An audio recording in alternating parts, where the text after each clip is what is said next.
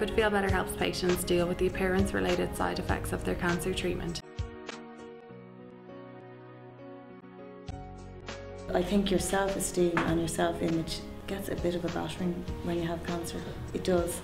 I think it's really important to be able to show cancer patients how to do their makeup because, you know, of course they're still women, but they've lost some parts of their femininity, whether it's they've lost their eyebrows or they've got high colourings. I'd never realised how much it had affected women and affected their self-image, which was a huge part of what the treatment does as opposed to the actual cancer.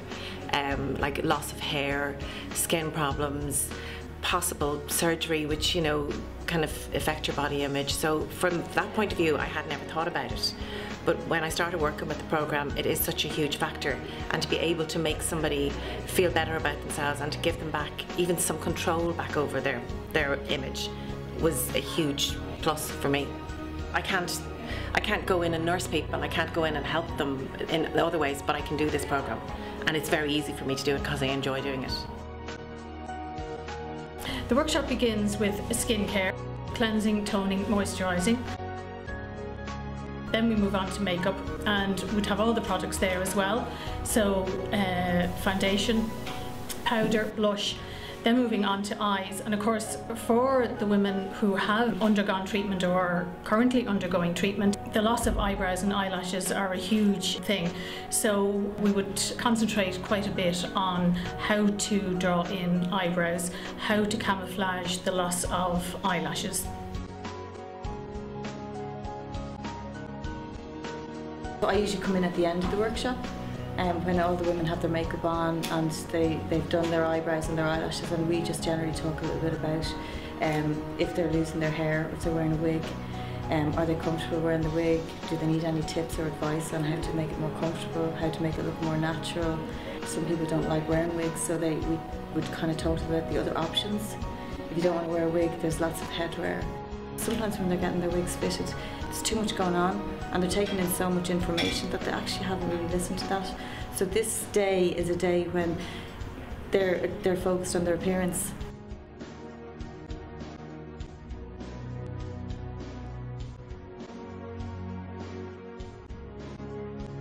Patients go to hospital for all the kind of nasty things, as I call them.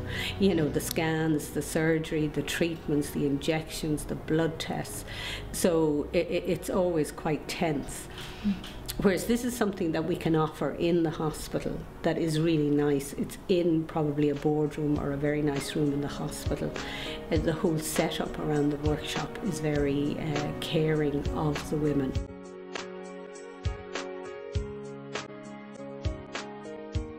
We organise it and manage it here in the Irish Cancer Society, but the girls who deliver the programme, the volunteer beauty consultants, really make the programme happen. It couldn't happen without them.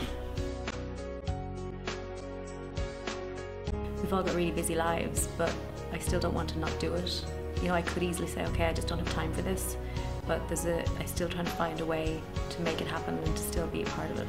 I would encourage any makeup artist or any hairdresser, if you've got any free time, even if it's only, you know, being able to do it, even if it's only once a year or, you know, twice a year, or if you could do it 10 times a year, it'd be brilliant. But you would really, really enjoy the experience, and you would really feel like you've really done a good day's work as well. I mean, even though it is a voluntary job, but you would feel like you'd achieved a lot on that day.